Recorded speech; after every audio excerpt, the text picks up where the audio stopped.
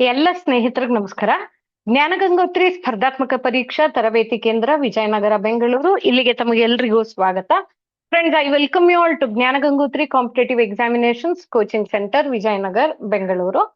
ಸ್ನೇಹಿತರೆ, ನಾವು ಈ ಸರಣಿಯಲ್ಲಿ SSC ಜನರಲ್ ಡ್ಯೂಟಿ ಕಾನ್ಸ್ಟೇಬಲ್ ಪರೀಕ್ಷೆಗೆ ಸಂಬಂಧಿಸಿದ PYQs ಅಂದ್ರೆ ಪ್ರೀವಿಯಸ್ ಇಯರ್ ಕ್ವೆಶ್ಚನ್ ಪೇಪರ್ಸ್ ನ ಬಿಡಿಸ್ತಾ ಇದ್ವಿ.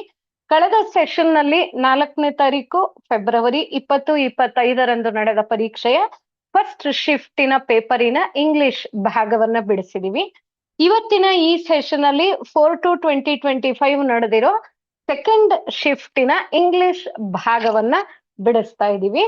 ಹಾಗಾದ್ರೆ ಕ್ವೆಶ್ಚನ್ಸ್ಗೆ ಹೋಗ್ಬಿಡೋಣ ಅಲ್ವಾ? ಎಸ್ ಫ್ರೆಂಡ್ಸ್, 61ನೇ ಪ್ರಶ್ನೆ. Select the most appropriate option that can substitute the underlined segment in the given sentence. ಸರಿನಾ?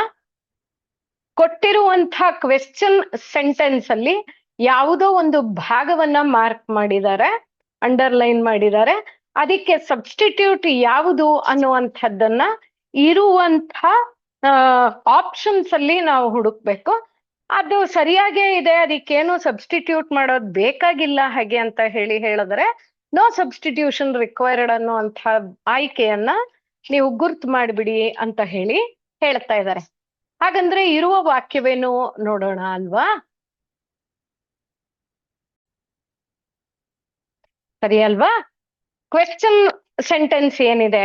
All criminal tendencies must be nipped on the bud during childhood ಅಂತ ಹೇಳ್ತಾ ಇದ್ದಾರೆ. ಬಾಲ್ಯದಲ್ಲಿಯೇ ಇರುವಂತ ಕೆಟ್ಟ ಅಂತಂದ್ರೆ ಕ್ರಿಮಿನಲ್, ನಾನು ಅಪರಾಧವೆಸಗುವಂತಹ ಯಾವುದೇ ಟೆಂಡೆನ್ಸೀಸ್ ಮನೋಭಾವವಿದ್ರೆ ಅದನ್ನ ಚಿಗುರಿನಲ್ಲೇ ಚ್ಯೂಟ್ ಬಿಡಬೇಕು ಅಂತ ಆದ್ರೆ ಇಲ್ಲಿ ನಿಪ್ಡ್ ಆನ್ ದಿ ಬಡ್ ಅಂತ ಬರೆದು ಬಿಟ್ಟಿದ್ದಾರೆ. ಇಲ್ಲಿ ಪ್ರಿಪೋಸಿಷನ್ ಮಿಸ್ಟೇಕ್ ಆಗ್ಬಿಟ್ಟಿದೆ. ಅದರಿಂದ ನಾ ಯಾವ ಆಯ್ಕೆಯನ್ನ ಇಲ್ಲಿ ಸಬ್ಸ್ಟಿಟ್ಯೂಟ್ ಮಾಡ್ಬೇಕು ಅಂತ ಹೇಳಿದ್ರೆ ಹಿಯರ್ ನಿಪ್ಡ್ ಇನ್ ದಿ ಬಡ್ ಅಂತ ಹೇಳ್ಬೇಕು. ಸರಿ ಅಲ್ವಾ ಸ್ನೇಹಿತರೆ? ಇಲ್ಲಿ ನೋಡಿ, ನಾನು ನಿಪ್ಡ್ ಇನ್ ದಿ ಬಡ್ ಅನ್ನುವಂಥ ಆಯ್ಕೆಯನ್ನ ಆನ್ಸರ್ ಆಗಿ ಚೂಸ್ ಮಾಡ್ಬೇಕು. ನಿಪ್ಡ್ ಆನ್ ದಿ ಬಡ್ ಅಂತ ಯಾವುದೇ ಇಡಿಯಂ ಇಲ್ಲ, ಯಾವುದೇ ಫ್ರೇಸ್ ಇಲ್ಲ. ನಿಪ್ಡ್ ಇನ್ ದಿ ಬಡ್ ಅನ್ನುವಂಥದ್ದು ಸರಿ, ಆನ್ ದಿ ಬಡ್ ಅಲ್ಲ. ಸರಿನಾ? 62ನೇ ಪ್ರಶ್ನೆಗೆ ಹೊಟ್ಟೋಗೋಣ ಅಲ್ವಾ? Select the most appropriate option to substitute the underline segment in the given sentence ಅಂತ ಹೇಳ್ತಾ ಇದ್ದಾರೆ. ಇಲ್ಲೂ ಕೂಡ ಫ್ರೇಸ್ ಸಬ್ಸ್ಟಿಟ್ಯೂಷನ್ ಕೊಟ್ಟಿದ್ದಾರೆ. ಮೊದಲನೇ ಪ್ರಶ್ನೆಯಲ್ಲಿ ಇಡಿಯಂ ಸಬ್ಸ್ಟಿಟ್ಯೂಷನ್ ಕೊಟ್ಟಿದ್ರು, 2ನೇ ಪ್ರಶ್ನೆಯಲ್ಲಿ ಫ್ರೇಸ್ ಸಬ್ಸ್ಟಿಟ್ಯೂಷನ್ ಅನ್ನ ಕೊಟ್ಟಿದ್ದಾರೆ. ಏನಂತ ಹೇಳ್ತಾ ಇದ್ದಾರೆ? He enjoy going in a jog in the morning to start his day on a healthy note ಅಂತ ಕೊಟ್ಟಿದ್ದಾರೆ.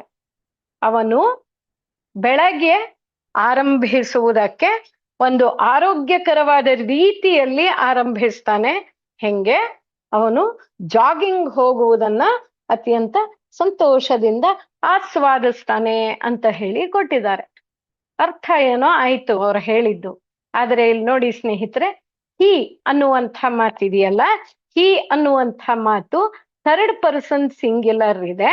ಆದ್ದರಿಂದ ನಾವು ಬರೆಯುವಂತಹ ಕ್ರಿಯಾಪದ ಇದೆಯಲ್ಲ, ಇದು ಯಾವ ಟೆನ್ಸ್ ಅಲ್ಲಿದೆ ಅಂತ ಹೇಳಿದ್ರೆ ಸಿಂಪಲ್ ಪ್ರೆಸೆಂಟ್ ಟೆನ್ಸ್ ಅಲ್ಲಿದೆ. ಸಿಂಪಲ್ ಪ್ರೆಸೆಂಟ್ ಟೆನ್ಸ್ ಅಲ್ಲಿದೆ, ಅಲ್ಪಕಾಲಿಕ ವರ್ತಮಾನ ಕಾಲದಲ್ಲಿದೆ. ಆದ್ದರಿಂದ ಹಿ ಅಂತಂದ್ರೆ ನನ್ ಕ್ರಿಯಾಪದ ಸಿಂಗ್ಯುಲರ್ ಆಗ್ಬೇಕು. ಒಬ್ಬನೇ ಥರ್ಡ್ ಪರ್ಸನ್ ಇರೋದ್ರಿಂದ, ಸಿಂಗ್ಯುಲರ್ ಥರ್ಡ್ ಪರ್ಸನ್ ಇರೋದ್ರಿಂದ, ಅದರಿಂದ ಹಿ ಎಂಜಾಯ್ಸ್ ಅಂತ ಹೇಳೋಣ. He enjoys going in a jog ಅಂತ ಇದೆಯಲ್ಲ, ಈ ಪ್ರಿಪೋಸಿಷನ್, ಈ ಉಪಸರ್ಗದ ಬಳಕೆ ತಪ್ಪಾಗ್ಬಿಟ್ಟಿದೆ. He enjoys going for a jog in the morning to start his day on a healthy note ಅನ್ನುವಂಥದ್ದು ಸರಿಯಾದಂಥ ಆಯ್ಕೆ.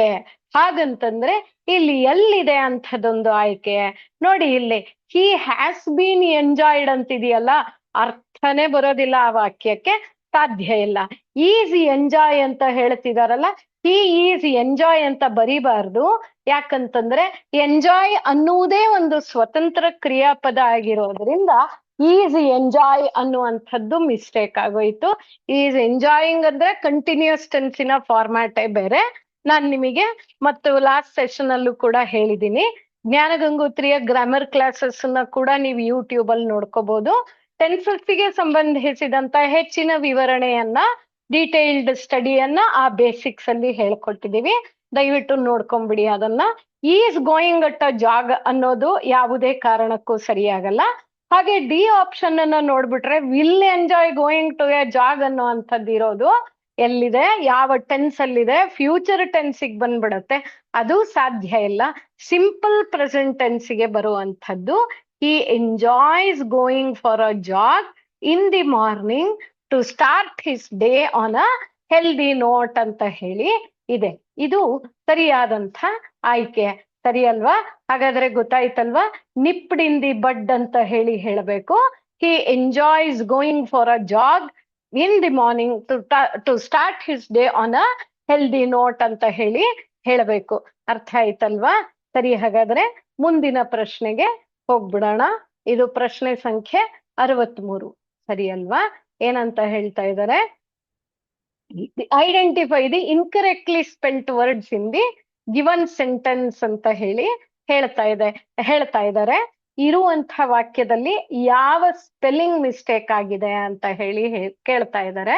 ಇಲ್ಲಿ ನೋಡಿ, the chef used A special recipe for the government dish ಅಂತ ಹೇಳಿ ಹೇಳ್ತಾ ಇದ್ದಾರೆ. ಶೆಫ್ ಅಂತ ಓದ್ಕೋಬೇಕು ಇದನ್ನ, chef ಅನ್ಬಾರದು.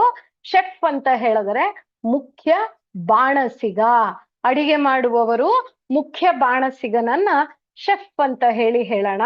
Use the special recipe ಅಂತ ಹೇಳಿ ಹೇಳ್ತಿದ್ದಾರೆ ಫಾರ್ ದಿ ಗೌರ್ಮೆಂಟ್ ಡಿಶ್. ಮೊದಲು ಯಾವ್ಯಾವ ಪದಕ್ಕೆ ಅರ್ಥಗಳು ಅಂತ ಹೇಳಿ ನೋಡ್ಕೊಂಡ್ಬಿಟ್ರೆ ಅದಾದ ನಂತರ ನಾವು ಆನ್ಸರ್ ಅನ್ನ ಕೂಡ ನೋಡ್ಬಿಡೋಣ. ರೆಸಿಪಿ ಅಂತ ಹೇಳಿದ್ರೆ ತಿನಿಸು ಮಾಡುವ ಬೇಕಾಗುವ ಪದಾರ್ಥಗಳು ಹಾಗೂ ಮಾಡುವ ವಿಧಾನದ ಬಗೆಗಿನ ವಿವರಣೆ ಅಂತ ಹೇಳೋದಿಕ್ಕೆ ರೆಸಿಪಿ ಅಂತ ಹೇಳಿ ಹೇಳ್ತೀವಿ. ಮತ್ತೆ ಉತ್ತರ ಕೂಡ ಇದೇನೆ, ರೆಸಿಪಿ ಅನ್ನುವಂಥದ್ದಕ್ಕೆ ಮಿಸ್ಟೇಕ್ ಆಗ್ಬಿಟ್ಟಿದೆ. ಹಾಗಂದ್ರೆ ರೆಸಿಪಿಗೆ ಯಾವ ಸ್ಪೆಲ್ಲಿಂಗ್ ಬರೆದ್ರೆ ಸರಿ ಆಗತ್ತೆ? ಅವ್ರ ಸ್ಪೆಲ್ಲಿಂಗ್ ಯಾವ್ದು ಸರಿ ಅಂತ ಕೇಳಿಲ್ಲ, ಕೇಳಿರೋ ಪ್ರಶ್ನೆ ಯಾವ ಪದ ಮಿಸ್ಟೇಕ್ ಅಂತ ಕೇಳಿದ್ದಾರೆ. ಆದ್ರೆ ಸ್ನೇಹಿತರೆ, ನಾನು ಇಲ್ಲಿ ಸರಿಯಾದ ಸ್ಪೆಲ್ಲಿಂಗ್ ಅನ್ನ ಕೂಡ ಬರ್ದಿರ್ತೀನಿ. ನೀವು ಈ ಸ್ಪೆಲ್ಲಿಂಗ್ ಅನ್ನ ನಿಮ್ಮ ಪೇಪರು ಬುಕ್ ಅಲ್ಲಿ ನೋಟ್ ಮಾಡ್ಕೊಂಡ್ಬಿಟ್ಟು ಇದನ್ನ ಒಂದ್ 25 ಸಲ ಬರೆದು ಬಿಡ್ಬೇಕು. ಸರಿ ಅಲ್ವಾ? ರೆಸಿಪಿ ಅಂತ ಹೇಳಿ ಈ ತರದ ಸ್ಪೆಲ್ಲಿಂಗ್ RECIPE ಅನ್ನುವಂಥದ್ದು ಸರಿಯಾದ ಸ್ಪೆಲ್ಲಿಂಗು. ನಮ್ಮ ಆನ್ಸರ್ ಬಂದ್ಬಿಟ್ಟು ಸಿ ಅನ್ನುವಂಥದ್ದು ಸರಿ. ರೆಸಿಪಿ ಅಂತ ಹೇಳಿ ಸ್ಪೆಲ್ಲಿಂಗ್ ಅನ್ನ ಕರೆಕ್ಟ್ ಮಾಡ್ಕೊಂಡ್ಬಿಡಿ. ಸರಿನಾ? ಗೋರ್ಮೆಟ್ ಅಂತ ಹೇಳಿ ಹೇಳ್ತಾ ಇದ್ದಾರೆ. ಗೋರ್ಮೆಟ್ ಅಥವಾ ಗೌರ್ಮೆಟ್ ಅಂತ ಕೂಡ ಓದ್ಕೋತೀವಿ ನಾವ್ ಇದನ್ನ. ಇದಕ್ಕೆ ಅರ್ಥ ಏನು ಅಂತ ಹೇಳಿದ್ರೆ ಭೋಜನ ರಸಿಕ ಅಂತ ಹೇಳ್ಬಿಟ್ಟು, ಅಂದ್ರೆ ಊಟ ಮಾಡೋದನ್ನ ಅತ್ಯಂತ ಇಷ್ಟಪಟ್ಟು ಅದನ್ನ ಆಸ್ವಾದಿಸಿ ಊಟ ಮಾಡ್ತಾರಲ್ಲ, ಸುಮ್ನೆ ಏನೋ ಒಂದು ಈ ಹೊತ್ತಿಗೆ ಹೊಟ್ಟೆ ತುಂಬಿದ್ರೆ ಸಾಕು ಅಂತ ಊಟ ಮಾಡೋದಲ್ಲ. ಭೋಜನ ರಸಿಕ ಅಂದ್ರೆ ಸುಮ್ನೆ ನನ್ನ ನಾಲ್ಗೆಗೆ ರುಚಿಯಾಗಿದೆ ಸಾಕಪ್ಪ ಅನ್ನುವಂಥದ್ದು ಅಲ್ಲ. ರುಚಿಯಾಗಿರ್ಬೇಕು, ಶುಚಿಯಾಗಿರ್ಬೇಕು, ಹಾಗೇನೇನೆ ನನಗೆ ಆರೋಗ್ಯಕ್ಕೆ ಕೂಡ ಸಹಾಯ ಮಾಡ್ಬೇಕು, ಹಾನಿಯನ್ನ ಉಂಟು ಮಾಡಬಾರದು ಅಂಥದ್ದನ್ನ ಆಸ್ವಾದಿಸಿ ಊಟ ಮಾಡುವಂಥವನಿಗೆ ಭೋಜನ ರಸಿಕ ಅಂತ ಹೇಳಿ ಹೇಳ್ತೀವಿ. ಆ ಭೋಜನ ರಸಿಕನಿಗೆ ಇಂಗ್ಲಿಷ್ ಅಲ್ಲಿ ಗೌರ್ಮೆಟ್ ಅಂತ ಹೇಳಿ ಹೇಳ್ತೀವಿ. ಆದ್ರೆ ಒಂದು ನಿಮಗೆಲ್ಲರಿಗೂ ಗೊತ್ತಿರ್ಲಿ, ಹೋಟೆಲ್ ಇಂಡಸ್ಟ್ರಿಯಲ್ಲಿ ಅತ್ಯಂತ ಕಷ್ಟವಾದಂತಹ ಕೆಲಸ ಯಾವುದು ಅಂತ ಹೇಳಿದ್ರೆ ಈ ಗೌರ್ಮೆಂಟಿನ ಕೆಲಸ. ಯಾಕಂದ್ರೆ ಏನೇ ಮಾಡ್ಲಿ ಸ್ಟಾರ್ ಹೋಟೆಲ್ಸ್ ಅಲ್ಲೆಲ್ಲ ಅತಿ ಹೆಚ್ಚಿಗೆ ಪೇಯ್ಡ್ ಜಾಬ್ ಯಾವುದು ಅಂದ್ರೆ ಇದೇನೆ. ಇಲ್ಲಿ ಯಾಕಂದ್ರೆ ಟೇಸ್ಟ್ ಬಡ್ಸ್ ಅಥವಾ ನಾಲಿಗೆಯಲ್ಲಿ ಇರುವಂತಹ ಜಿಹ್ವದ ರುಚಿ ಪದರ ಅಂತ ಹೇಳ್ತೀವಲ್ಲ, ಅದು ತುಂಬಾ ರುಚಿ ಮೊಗ್ಗುಗಳು ತುಂಬಾ ಸೂಕ್ಷ್ಮವಾದದ್ದು, ಅದು ತುಂಬಾ ಶಾರ್ಪ್ ಆಗಿರ್ಬೇಕು. ಏನಂತ ಕರಿತೀವಿ ಅವರನ್ನ? ರಸಜ್ಞ ಅಂತ ಹೇಳಿ ಕರಿತೀವಿ. ರಸಜ್ಞ ಅಂತ ಹೇಳಿ ಕರಿತೀವಿ. ಅವರೇ ಮತ್ತೆ ಗೌರ್ಮೆಂಟ್ ಅಂತ ಹೇಳಿ ಹೇಳಿದ್ರೆ ರಸಜ್ಞ ಅಂತ.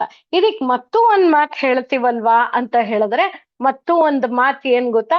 ಕೊನೋಷಿಯರ್ ಅಂತ ಹೇಳಿ ಹೇಳ್ತೀವಿ. ಕೊನೋಷಿಯರ್ CONNOISSEUR CONNOISSEUR CONOSIEUR, ಕುನೋಜಿಯರ್ ಅಂತ ಹೇಳಿ ಉಚ್ಚರಿಸಬೇಕು. ಕುನೋಜಿಯರ್ ಅಂತ ಹೇಳಿದ್ರೆ ರಸಜ್ಞ ಅಥವಾ ಅತ್ಯಂತ ಚೆನ್ನಾಗಿ ಅಡಿಗೆಯನ್ನ ರುಚಿ ನೋಡಿ ಹೇಳುವವರು ಅಂತ. ಕುನೋಜಿಯರ್ ಅಂದ್ರೆ ಬರೀ ಊಟ ಮಾಡೋರಿಗೆ ಅಥವಾ ಅಡಿಗೆ ರುಚಿಯನ್ನ ನೋಡೋರಿಗೆ ಮಾತ್ರ ಹೇಳೋದಿಲ್ಲ, ವಿವಿಧ ಕ್ಷೇತ್ರಗಳಲ್ಲಿ ತಜ್ಞರಾಗಿರುವಂತಹವರನ್ನ ಕುನೋಜಿಯರ್ಸ್ ಅಂತ ಹೇಳಿ ಕರಿತೀವಿ. ಆದ್ರೆ ಭೋಜನಕ್ಕೆ ಅಂತ ವಿಶೇಷವಾಗಿ ಹೇಳೋದು ಗೌರ್ಮೆಂಟ್ ಅನ್ನ. ಸರಿ ಅಲ್ವಾ? 64ನೇ ಪ್ರಶ್ನೆ, select the most appropriate meaning of the underlined idiom ಅಂತ ಹೇಳಿ ಹೇಳ್ತಾ ಇದ್ದಾರೆ. ಕೆಳಗೊಂದು ಇಡಿಯಂ ಕೊಟ್ಟಿದಾರಂತೆ ವಾಕ್ಯದಲ್ಲಿ, ಅದರ ಅರ್ಥವೇನು ಅಂತ ಕೇಳ್ತಾ ಇದ್ದಾರೆ. ಈ suddenly try to throw cold water on my plans ಅಂತ ಹೇಳಿ ಹೇಳ್ತಿದ್ದಾರೆ. ಅಂದ್ರೆ ಉತ್ಸಾಹಕ್ಕೆ ಭಂಗ ತರು ಅನ್ನುವಂಥದ್ದಕ್ಕೆ ಮುಖದ ಮೇಲೆ, ಉತ್ಸಾಹದ ಮೇಲೆ ತಣ್ಣೀರ್ ಎರಚು ಬಿಟ್ರು ಅಂತ ಹೇಳ್ತೀವಲ್ಲ, ಅದಕ್ಕೆ ಆನ್ಸರು ಟು ಡಿಸ್ಕರೇಜ್ ಅಂತ ಹೇಳೋದಿಕ್ಕೆ ಹೀಗಂತ ಹೇಳಿ ಹೇಳ್ತೀವಿ. ಸರಿ ಅಲ್ವಾ? ಟು ಟೇಕ್ ರಿವೆಂಜ್ ಅಂತ ಹೇಳ್ತಾ ಇದ್ದಾರೆ. ಟು ಟೇಕ್ ರಿವೆಂಜ್ ಅನ್ನೋಂಥದ್ದಕ್ಕೆ ಯಾವ ಇಡಿಯಂ ನಾನು ಬರಿಬಹುದು ಅಂತ ಹೇಳಿದ್ರೆ, ಇಡಿಯಂ ನೋಡಿ, ಗೆಟ್ ಬ್ಯಾಕ್ ಅಟ್ ಅಂತ ಹೇಳ್ಬಿಟ್ಟು, get back at, I will get back at that ಅಂತ ಹೇಳಿದ್ರೆ ನಾನು ಅದಕ್ಕೆ ಸರಿಯಾಗಿ ಉತ್ತರಿಸ್ತೀನಿ, ಕಾಯ್ತಾ ಇರಿ ಅಂತ ಹೇಳೋದಿಕ್ಕೆ ಗೆಟ್ ಬ್ಯಾಕ್ ಅಟ್ ಅಂತ ಹೇಳಿ ಹೇಳುವಂಥದ್ದು. ಅದಷ್ಟೇ ಅಲ್ಲ ನೋಡಿ, ಮತ್ತೆ ಇಲ್ಲಿ ಗೆಟ್ ಈವನ್ ಅಂತ ಹೇಳಿದ್ರೆ ನೀವು ನನಗೆ ಏನ್ ಮಾಡಿದಿರೋ ಅದಕ್ಕೆ ಸಮ ಮಾಡ್ಬಿಡ್ತೀನಿ. ಗೆಟ್ ಈವನ್ ಅಂತ ಹೇಳಿದ್ರೆ ನಾವು ಸ್ಕೋರ್ಸ್ ಅನ್ನ ಸೆಟಲ್ ಮಾಡ್ಬಿಡ್ತೀವಿ, ಸೆಟಲ್ ದಿ ಸ್ಕೋರ್ ಅಂತ ಅನ್ನೋದಿಕ್ಕೆ ಕೂಡ ಟೇಕ್ ರಿವೆಂಜ್ ಅಂತ ಹೇಳಿ ಹೇಳ್ತೀವಿ. ಅದಲ್ಲದೆ ಮತ್ತು ಒಂದು ಪದ ಇದೆ, ಆ ಪದ ಅಥವಾ ಮತ್ತು ಒಂದು ಇಡಿಯಂ ಇದೆ. ಏನಪ್ಪಾ ಅದು? ನಾವು ಸಾಧಾರಣವಾಗಿ ಬಳಸುವಂಥದ್ದು ಟಿಟ್ ಫಾರ್ ಟ್ಯಾಟ್ ಅಂತ ಹೇಳ್ತೀವಿ, ಅಥವಾ ಸ್ಪೇಡ್ ಫಾರ್ ಅ ಸ್ಪೇಡ್ ಅಂತ. ಕತ್ತಿಗೆ ಕತ್ತಿ, ನೀವು ಬಂದ್ರ ನಾವು ಬರ್ತೀವಿ ಅನ್ನುವಂಥದ್ದು ಟು ಟೇಕ್ ರಿವೆಂಜ್ ಅಂತ ಹೇಳಿ ಹೇಳ್ತೀವಿ. ಸರಿ ಅಲ್ವಾ? Next, to understand the hidden meaning ಅಂತ ಹೇಳ್ತಾ ಇದ್ದಾರೆ.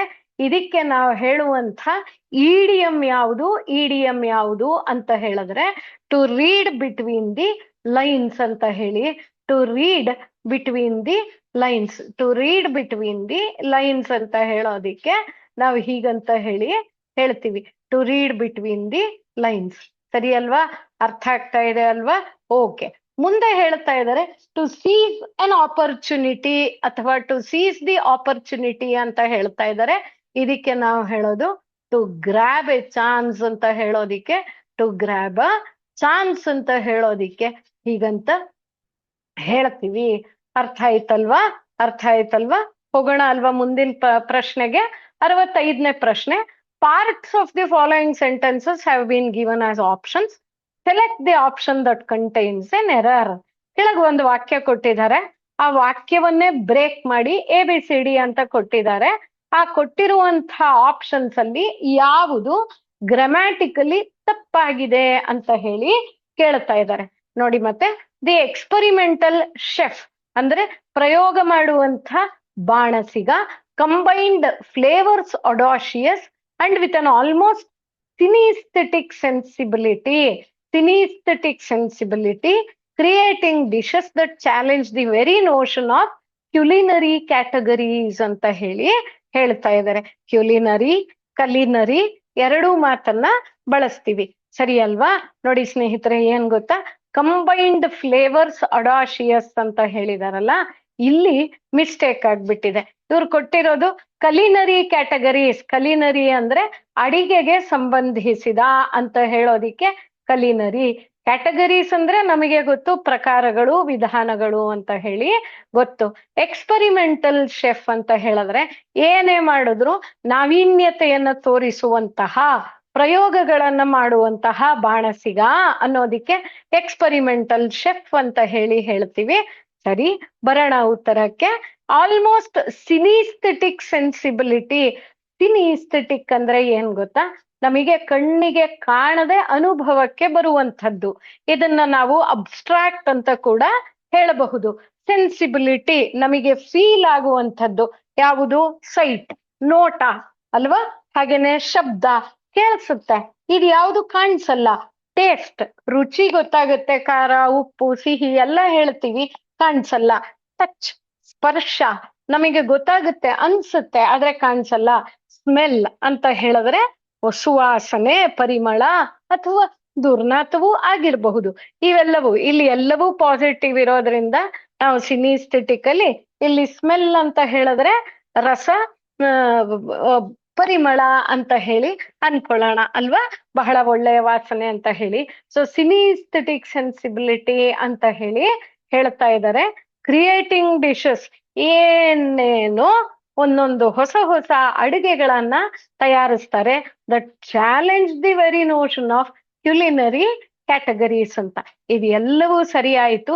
ಆದ್ರೆ ನೋಡ್ಕೊಂಬಿಡಿ ಸ್ನೇಹಿತರೆ, ಇಲ್ಲಿ ಮಿಸ್ಟೇಕ್ ಎಲ್ಲಾಗಿದೆ ಅಂದ್ರೆ ಕಂಬೈನ್ಡ್ ಫ್ಲೇವರ್ಸ್ ಅಡಾಶಿಯಸ್ ಅಂತ ಹೇಳಿದೆಯಲ್ಲ. ಅಡಾಶಿಯಸ್ ಅಂದ್ರೆ ತುಂಬಾ ಬೋಲ್ಡ್ ಆಗಿ, ಅಂದ್ರೆ ಬಂದಿದ್ ಬರ್ಲಿ ನೋಡ್ಕೊಳ್ಳೋಣ ಅನ್ನುವಂಥ ಉದ್ಧಟತನ ಅಂತ ಹೇಳ್ತೀವಲ್ಲ, ಅದಕ್ಕೆ ಅಡಾಶಿಯಸ್ ಅಂತ. ಅದಕ್ಕೆ ಏನ್ ಬರಿಬೇಕು ಅವರು ಅಂತ ಹೇಳಿದ್ರೆ ಅಡಾಶಿಯಸ್ ಫ್ಲೇವರ್ಸ್ ಅಂತ ಬರಿಬೇಕಾಗಿತ್ತು. Combined audacious flavours and with an almost what is that synaesthetic sensibility ಅಂತ ಹೇಳಬೇಕಾಗಿತ್ತಾಗ್ಲಿ ಫ್ಲೇವರ್ಸ್ ಅಡಾಶಿಯಸ್ ಅಂತ ಹೇಳಬಾರ್ದಾಗಿತ್ತು. ಈ ಪದವನ್ನ ಫ್ಲೇವರ್ಸಿಗೆ ಮೊದಲೇ ಕಂಬೈನ್ಡ್ ಆದ ನಂತರ ಸೇರಿಸ್ಬೇಕಾಗಿತ್ತು ಅನ್ನುವಂಥದ್ದು ಸರಿಯಾದ ಉತ್ತರ. ಗೊತ್ತಾಯ್ತಲ್ವಾ? ಯಾಕಂದ್ರೆ ಅಡಾಶಿಯಸ್ ಫ್ಲೇವರ್ಸ್ ಅಂದ್ರೆ ಫ್ಲೇವರ್ಸ್ ಅನ್ನುವಂಥದ್ದು ಅಬ್ಸ್ಟ್ರಾಕ್ಟ್ ನೌನ್ ಇದೆ, ಅದೊಂದು ಅವ್ಯಕ್ತ ನಾಮಪದ. ಆ ನಾಮಪದದ ಹಿಂದೆ ಬರಬೇಕಾಗಿತ್ತು ಗುಣವಿಶೇಷ ಅಡಾಶಿಯಸ್ ಅಂತ ಹೇಳ್ಬಿಟ್ಟು. ಅದರಿಂದ ಈ ಪದಗಳನ್ನ ನಾವು ಬದಲಿ ಮಾಡಿದ್ದೆ ಆದ್ರೆ ಅವಾಗ ನಾವು ಬರೀತಾ ಇರುವಂಥದ್ದು ಸರಿ ಅಂತ ಹೇಳಿ ಗೊತ್ತಾಗುತ್ತೆ. ಸರಿ ಅಲ್ವಾ? ಮತ್ತೆ ಹೋಗೋಣ ಹಾಗಾದ್ರೆ ಮುಂದಿನ ಪ್ರಶ್ನೆಗೆ. Yes friends, we will move on to question number 66. Select the most appropriate meaning of the given word. ಅಂದ್ರೆ ಸಿನಾನಿಮ್ನ ಬರೀರಿ ಅಂತ ಹೇಳಿ ಹೇಳ್ತಾ ಇದ್ದಾರೆ. ಹಾಗಾದ್ರೆ ಯಾವ ಪದಕ್ಕೆ ಸಿನಾನಿಮ್ನ ಬರಿಬೇಕು? ಕ್ವೆಶ್ಚನ್ ವರ್ಡ್ ಬಂದ್ಬಿಟ್ಟು ಡೈಲೆಮಾ ಅಂತ ಹೇಳಿ ಹೇಳ್ತಾ ಇದ್ದಾರೆ. ಡೈಲೆಮಾ ಅನ್ನುವಂಥದ್ದಕ್ಕೆ ಫ್ಲೈಟ್ ಅನ್ನುವಂಥದ್ದು ಸರಿಯಾದ ಉತ್ತರವಾಗುತ್ತೆ. ಓರ್ನ್ ಅಂದ್ರೆ ಏನು? ಓರ್ನ್ ಅಂದ್ರೆ ಸವೆದು ಹೋದ, ಹಳೆದಾದ ಅಂತ ಹೇಳೋದಿಕ್ಕೆ ಓರ್ನ್ ಅಂತ ಹೇಳ್ತೀವಿ. ಇದಾಗೋದಿಲ್ಲ. ಸಿಚುಯೇಷನ್ ಅಂದ್ರೆ ಎಲ್ಲ ಪರಿಸ್ಥಿತಿಗೂ, ಗುಡ್ ಸಿಚುಯೇಷನ್, ಬ್ಯಾಡ್ ಸಿಚುಯೇಷನ್, ಒಂದೇ ಪರಿಸ್ಥಿತಿ ಇರುವಂತಹದ್ದಕ್ಕೆ ಹೇಳ್ತೀವಿ.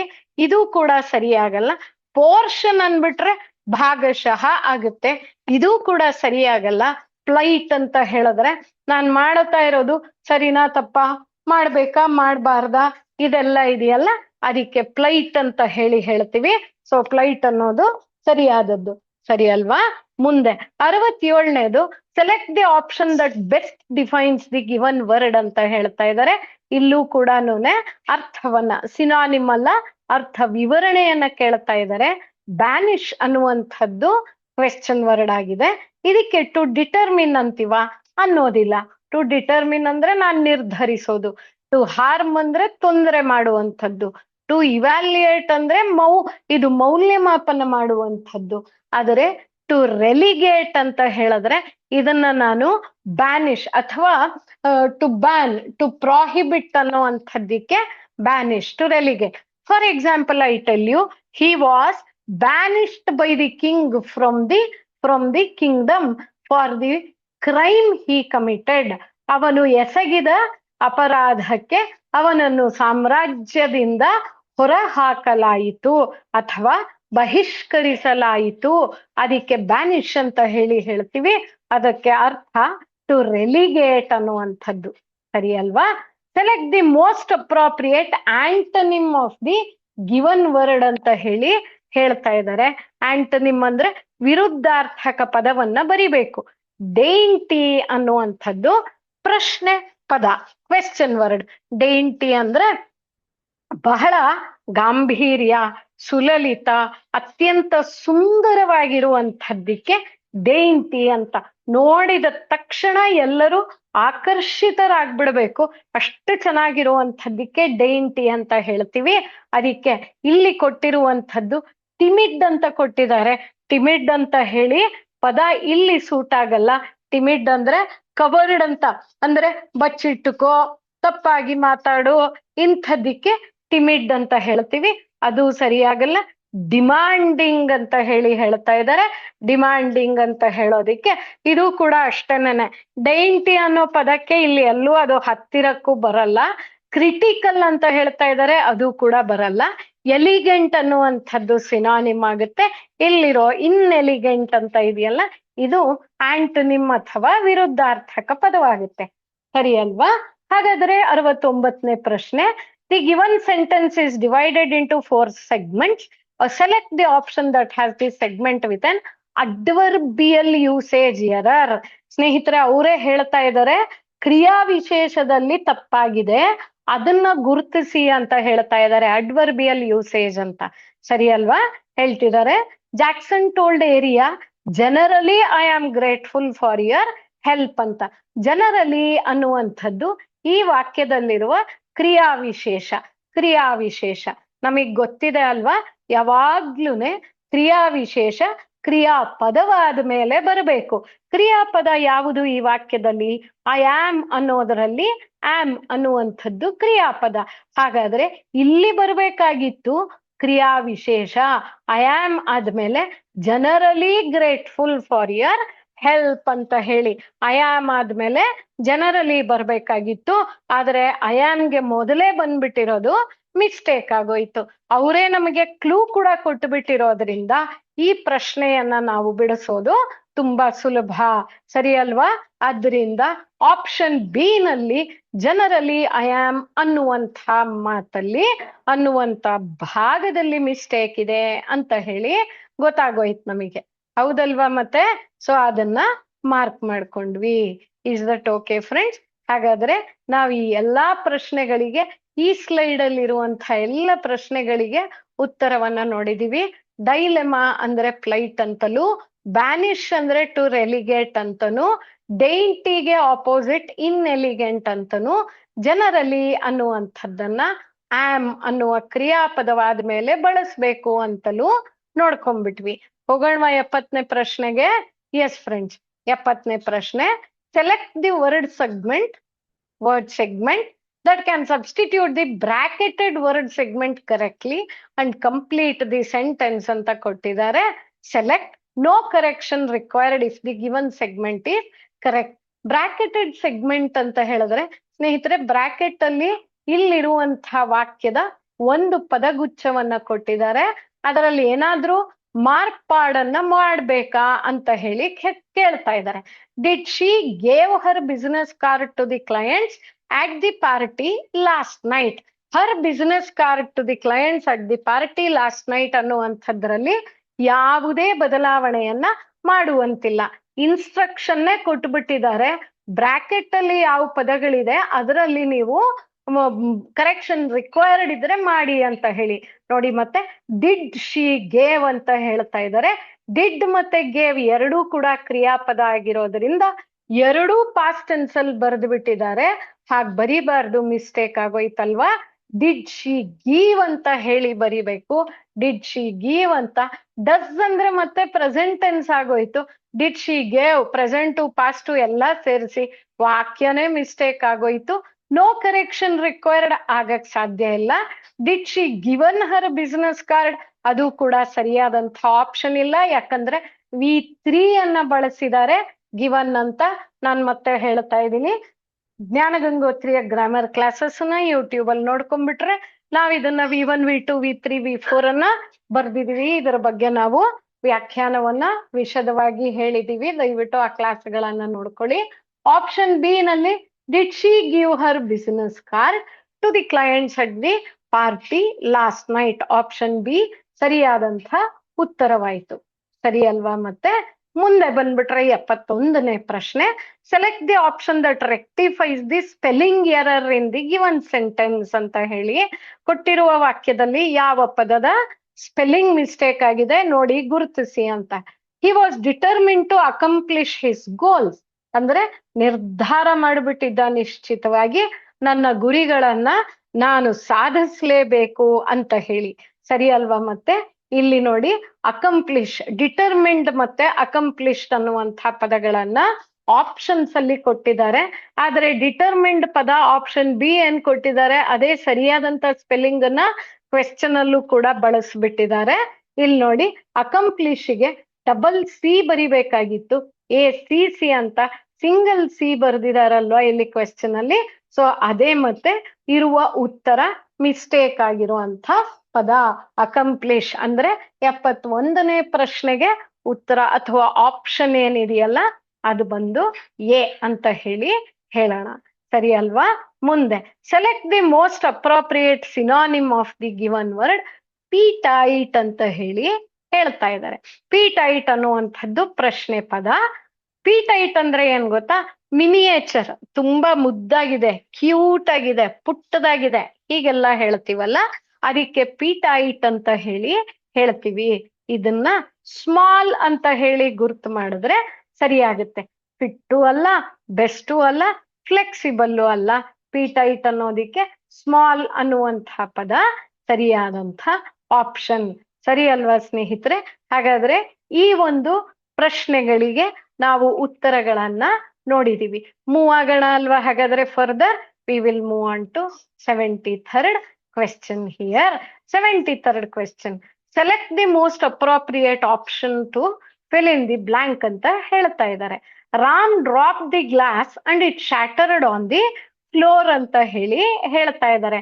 ರಾಮ್ ಲೋಟವನ್ನ ಕೆಳಗೆ ಹಾಕಿದಾಗ ಅದು ಶಬ್ದ ಮಾಡ್ತಾ ನೆಲವೆಲ್ಲ ಉರುಳಾಡಿತು, ಶಾಟರ್ಡ್ ಆನ್ ದಿ ಫ್ಲೋರ್ ಅಂತ. ಡ್ರಾಪ್ ಹಿಯರ್ ಅಂದ್ರೆ ಯಾವ ಅರ್ಥ ಅಂತ ಹೇಳ್ತಿದ್ದಾರೆ. ಒಂದು ಸ್ಟಾಪ್ ಅನ್ನುವ ಅರ್ಥ ಬರುತ್ತಾ? ಇಲ್ವಲ್ಲ.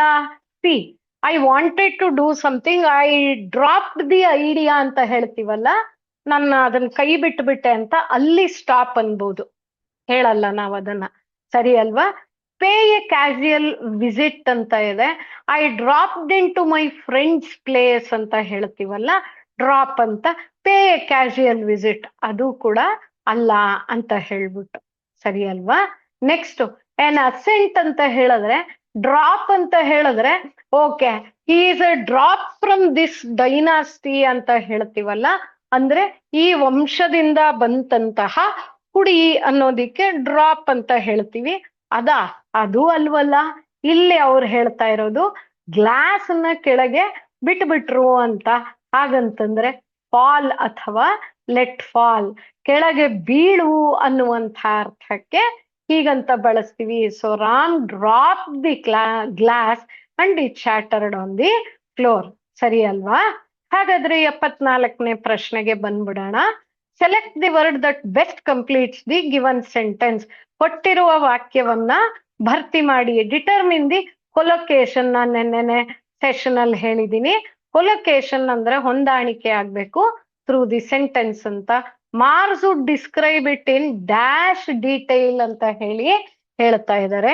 ಡ್ಯಾಶ್ ಡೀಟೇಲ್ ಅಂದ್ರೆ ನಾವಿಲ್ಲಿ ಬರಿಬೇಕಾಗಿರುವಂತಹದ್ದು ಅಬ್ಜೆಕ್ಟಿವ್ ಅನ್ನ, ನಾವಿಲ್ಲಿ ಗುಣವಿಶೇಷವನ್ನ ಬರಿಬೇಕು. ಡೀಟೇಲ್ ಅಂದ್ರೇನೆ ಎಲಾಬರೇಟ್ ಅಂತ, ಅದರಿಂದ ಆಪ್ಷನ್ ಎ ಆಗಲ್ಲ. ಬಿಗ್ ಅಂತ ಹೇಳಿದ್ರೆ ಮತ್ತದೇ ಹೆಚ್ಚು ಕಡಿಮೆ ಅರ್ಥಕ್ಕೆ ಬರುತ್ತೆ, ಅದು ಆಗಲ್ಲ. ಗುಡ್ ಅಂತ ಹೇಳಿದ್ರೆ ಅದಕ್ಕೆ ಅರ್ಥ ಬರಲ್ಲ ಈ ವಾಕ್ಯಕ್ಕೆ. ಇನ್ ಗ್ರೇಟ್ ಡೀಟೇಲ್ ಅನ್ನುವಂಥದ್ದು ಸರಿಯಾದಂಥ ಮಾತು. ಸರಿ ಅಲ್ವಾ? ಹೋಗೋಣ ಮುಂದಕ್ಕೆ. Select the most appropriate option to substitute the underline segment in the given sentence ಅಂತ ಹೇಳ್ತಾ ಇದ್ದಾರೆ. ಸರಿ, ನೋಡ್ಬಿಡೋಣ. The article that you have submitted isn't make sense to me ಅಂತ ಹೇಳ್ತಾ ಇದ್ದಾರೆ. ಸ್ನೇಹಿತರೆ, ಇದು ಮತ್ತೆ ಸಂಬಂಧಿಸಿರುವಂತದ್ದು ಸಬ್ಜೆಕ್ಟ್ ವರ್ಬ್ ಅಗ್ರಿಮೆಂಟಿಗೆ ಸಂಬಂಧಿಸಿರುವಂತದ್ದು. ಆರ್ಟಿಕಲ್ ಅಂತ ಇದೆಯಲ್ಲ, ಇಲ್ಲಿ ಲೇಖನ ಅನ್ನುವ ಅರ್ಥಕ್ಕೆ ತಗೊಳ್ಳೋಣ. Article that you have submitted, ನೀವು ಪ್ರಸ್ತುತಪಡಿಸಿರುವಂತಹ ಲೇಖನ ಅಂತ ಹೇಳಿ isn't make ಹೇಳಬಾರ್ದು. Doesn't make sense to me ಅಂದ್ರೆ ಆಪ್ಷನ್ ಸಿ ಅನ್ನುವಂಥದ್ದು ಸರಿಯಾಗಿದೆ. Doesn't make sense to me ಅನ್ನುವಂಥದ್ದು ಸರಿನಾ?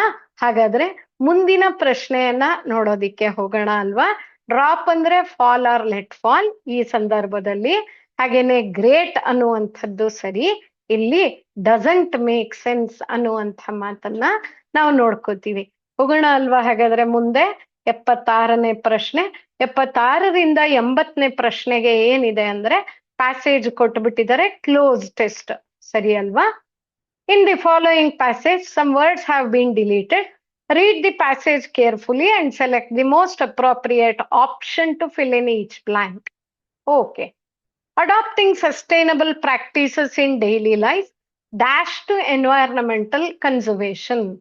Small actions, dash reducing single-use plastics, conserving energy, planting trees, using water sparingly, and reducing the use of electronic gadgets, dash make a significant impact. Research shows that communities dash sustainable living not only reduce their carbon footprint but also create a healthier environment dash future generations. ಈ ಒಂದು passage ಅಲ್ಲಿ ಯಾವುದು ಅಂತ ಕಠಿಣವಾದಂಥ ಪದ ಇಲ್ಲ. ನಾವಿಲ್ಲಿ ಬರಿಬೇಕು adapting sustainable practices ಇನ್ daily life. ಹೌದಾ? ಇಲ್ಲಿ ಮೊದಲನೇ ಬ್ಲಾಂಕಿಗೆ ಉತ್ತರ ಆಪ್ಷನ್ ಡಿ ಆಗುತ್ತೆ. ಕಾಂಟ್ರಿಬ್ಯೂಟ್ ಅನ್ನುವಂಥದ್ದು ಸರಿಯಾದದ್ದು. Contribute to environmental conservation. Small actions such as, ಸರಿ ಅಲ್ವಾ? Small action. ಇನ್ಸ್ಟೆನ್ಸ್ ಅಂದ್ರೇನು? ಇನ್ಸ್ಟೆಂಟ್ ಅಂದ್ರೆ ತತ್ಕ್ಷಣ ಅಂತ, ಇನ್ಸ್ಟೆನ್ಸ್ ಅಂದ್ರೆ ಎಕ್ಸಾಂಪಲ್ ಅಂತ. ಫಾರ್ ಎಕ್ಸಾಂಪಲ್, ಇಲ್ಲಿ ಎಕ್ಸಾಂಪಲ್ ಅಲ್ಲ, ಸಚ್ ಆಸ್ ಈ ಥರದ ಅಂತ ಹೇಳ್ತಾ ಇದ್ದಾರೆ. ಸ್ಮಾಲ್ ಆಕ್ಷನ್ಸ್ ಸಚ್ ಆಸ್ ಅಂತ ಹೇಳಿ ಹೇಳ್ತಾ ಇದ್ದಾರೆ, ಸರಿ ಅಲ್ವಾ? ಮುಂದೆ ಏನಂತ ಹೇಳ್ತಿದ್ದಾರೆ?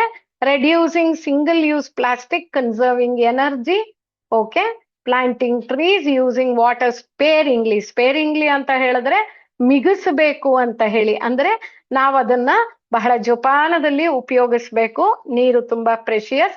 And reducing the use of electronic gadgets, ಸರಿ ಅಲ್ವಾ? Dash make a significant impact ಅಂತ ಹೇಳಿ ಹೇಳ್ತಾ ಇದ್ದಾರೆ. ಸ್ನೇಹಿತರೆ, 78ನೇದು ಸ್ಪೇರಿಂಗ್ಲಿ ಅಂತ ಹೇಳಿ ಹೇಳಲ್ಲ ನಾವು, ಕಲೆಕ್ಟಿವ್ಲಿ. ಯಾಕಂದ್ರೆ ಎರಡು ಆಕ್ಷನ್ಸ್ ನ ಸೇರಿಸಿ ಮಾಡಿ ಅಂತ ಹೇಳಿ ಹೇಳ್ತಾ ಇದ್ದಾರೆ. ಹೌದಾ? ನೋಡೋಣ ಹಾಗಾದ್ರೆ ಅದನ್ನ. ಎಸ್, ಇಲ್ಲಿ ನೋಡ್ಬಿಟ್ರೆ ನೋಡಿ, ಮತ್ತೆ here using water sparingly and reducing use of electronic gadgets, ಎರಡನ್ನೂ ಮಾಡ್ಬೇಕು ಅಂತ ಹೇಳ್ತಾ ಇದ್ದಾರೆ. So that makes a significant impact ಅಂತ. ಎರಡನ್ನೂ ಮಾಡ್ಬೇಕು ಅಂತ ಹೇಳುವಾಗ ನಾವು ಬಳಸಬೇಕಾಗಿರುವಂಥದ್ದು ಯಾವ ಮಾತನ್ನ? ಕಲೆಕ್ಟಿವ್ಲಿ ಅಂತ ಹೇಳಿ ಹೇಳಬೇಕು, ಸರಿನಾ?